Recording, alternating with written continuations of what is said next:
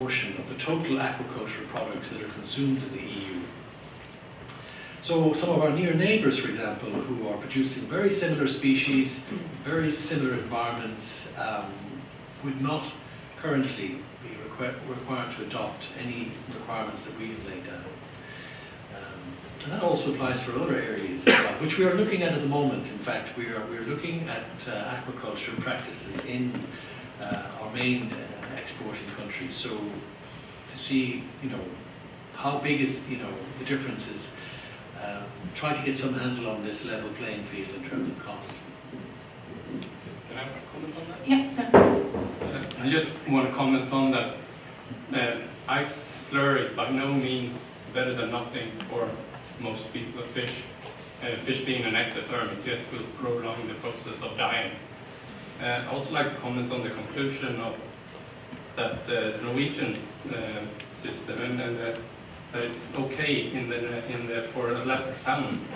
And I mean, there are a few reports showing that these alternative stunning techniques with percussion and electrical stunning can be done in May way, but that's by no means the same as how they're implemented today, and it's a very premature systems that they actually are running in that way today. Any fish farmers want to comment on that? Yeah.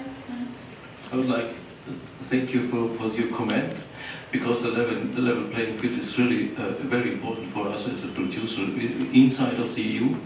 And if we do not realize that, we may export our production. And this is also not the way to sustainability. If we are not able to produce the fish inside of the EU because of this high level which is asked us to how to we should produce our fish, and then we are not able to do it, then we export our production, and that is less sustainable than it is now and within inside of the EU. Okay, I think gentleman that is on the front row. Phil Rook, Compassion in World Farming. We need to be careful about complacency when we start talking about worst practices outside the EU. So, for example, stunning of sea bass and sea bream is practiced by several Turkish firms selling to producers here. I am delighted to hear today, however, that Greece will soon be doing this on a big scale, and I look forward to Greece, Italy and Spain and other producers doing that too. And of course then we can follow with legislation, and then we really can say we're ahead of others. So that's a really important point to make. I was wondering if I could move on also to say that we've, in addition to the sea bass bream thing, where animals need to be stunned before they get put into ice slurry. I agree with the academic from Scandinavia who says that ice water is not a good place for a conscious fish. It's a place to die for an unconscious fish. There was a second thing in the report which talked about the problem that a lot of electrical stunning equipment hasn't been properly checked by institutes and others. And this was a problem across a wide range of countries. The reason why there was only only I think the UK salmon came out as we're sure it's properly stunned, is because of the widespread use of stunning equipment that may or may not work. And it seems to me that this one came across species, it came across countries, and I'm just wondering what is going to be done to ensure that stunning equipment is properly licensed, as my colleague Christoph suggested, that we have proper methods for ensuring it works. It seems to me this is a job both for member states, but requires very careful coordination by the EU, because this is such a widespread issue. How do we get proper processes in place, directions in place, guidance in place for ensuring proper checking of stunning equipment? Because if there's one thing that's worse than a not stunned animal, it's a poorly stunned animal. Thank you. Who wants to answer that? Catherine? I would highly agree with you, because harmonization of equipment is standard also in mammal slaughtering. So, but here we have a special key factor, that personnel is working close to water, and we talk about electricity. So we need to take care the biosecurity of the personnel and safety of all people working, and we should need to ensure that training is adequate for all people who are working, because we are all aware that unfortunately not all people have the education that they should have. So for us, for Greece, it's very important to take these standards into account, to be sure that these machines or equipment or whatever is appropriate to be used close to water in aquaculture, it's safe enough and it can be used. And of course, in the far future, such or similar equipment to be developed for well boats as well. Okay, not only for aquaculture, but for well boats, which would be highly dangerous if these machines were not properly checked or monitored, or to have some harmonized standards or monitoring procedures. But is it also to check for welfare and the effective Of course, that's the key point. That's in the center of the discussion. But also personnel. It's safety. People are also important. Right. Doug, I just want to check. Can we go to 116? Yeah. Yeah, Yeah. that's right. Yeah. Okay.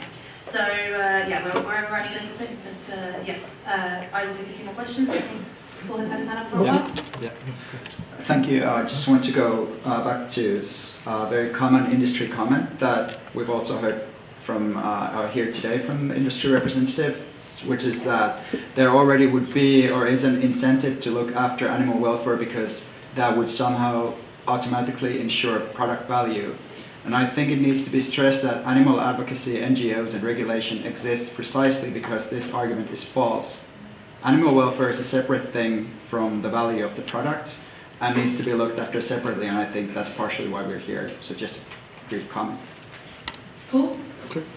The point is that I have a feeling that we talk too easily, or some people here talk easily about fish welfare.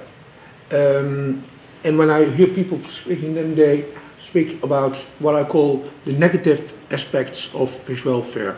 There is a good water quality, there is a good feed for the fish, there's good health.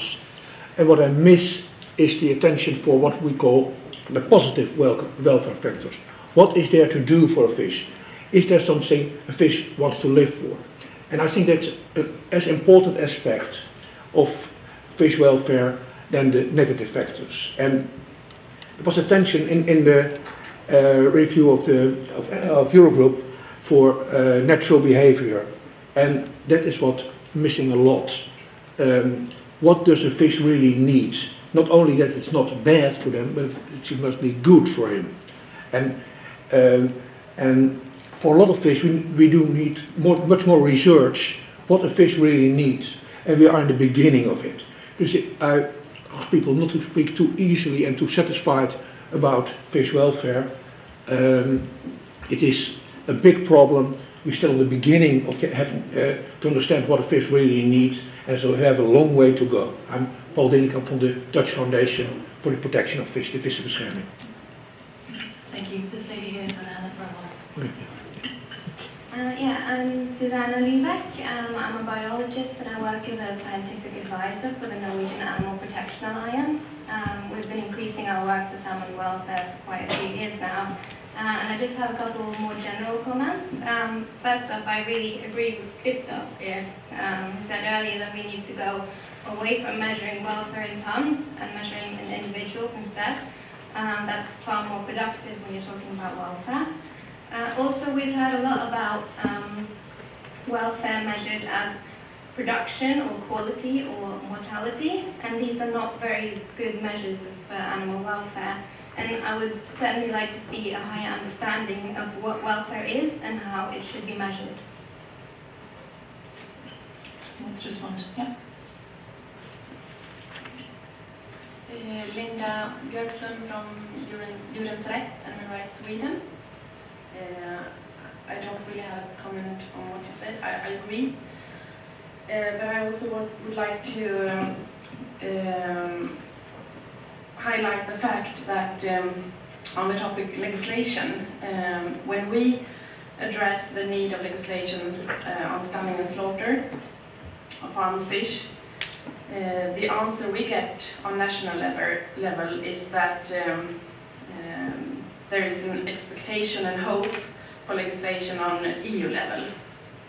And when addressing the need on EU level, the Commission means that regulation should be on national level. That's the truth. And we really see a need on legislation. In Sweden, the CO2 stunning still is legal and the most common stunning in farmed fish today. Thank you. Andrea Fabrice, Fish Vet from Italian Fish Farming Association. Only a few comments, but very quickly. One thing, the regulation that was shown before, the regulation 1099/29, in the considerando 27 say that when we are talking about animal welfare during slaughtering, we have to take in account also socio-economic and environmental aspects. It's very important this, and I fully agree with the Greek representative because we have to take care and have an holistic view because we have to take in account animal welfare. Okay, at first I am a vet, I am agree with that, but we have also the security of workers, not only when we are talking about slaughter. For example, we have some problems during transport, the same, the security of workers that are transporting fish, that they have to fulfill some regulations that are related to the security of workers during some time to drive and some time to rest, but the fish have not to rest. So we have to take in account of these things, the environment we are working, and also the dimension of different farms. We are talking about salmon industry is a big industry. Usually, when we are talking about a medium farm in Norway, we are talking of all the production of a region of Italy of 10, 12, 100 of farms. Because the reality is that sometimes we have to work with micro enterprises.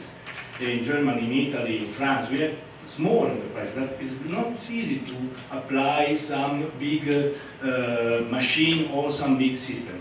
And also we have to take into account not only the quality of the fish, but the food safety of the fish, because we are working in different environmental conditions. When you are in the sea, on a cage in Sicily, during summer you have 40 degrees in the sea. You have to take care also on that.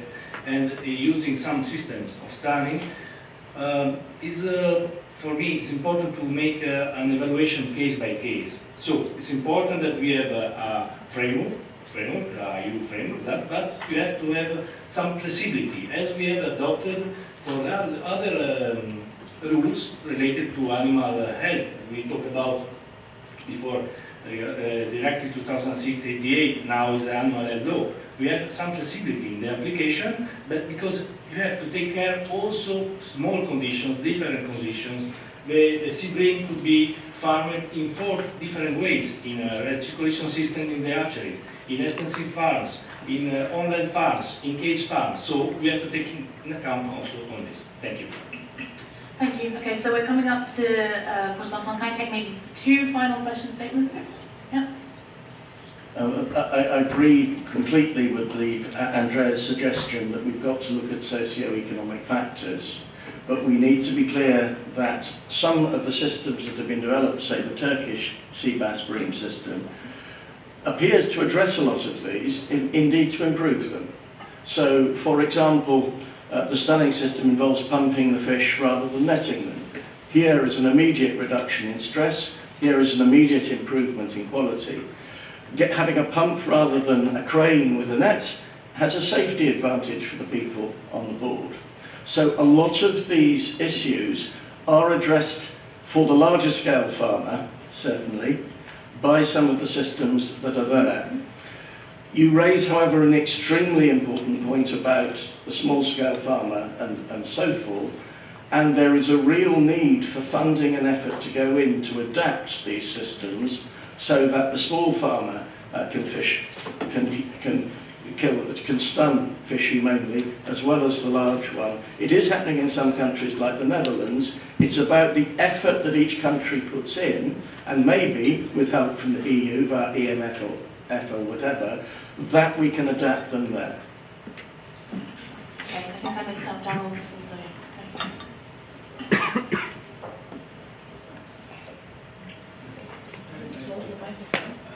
Phil, you need to turn off the microphone. Sorry. Good afternoon, everybody. My name is Charlie Noble, and I'm from the Irish Parliament Representation.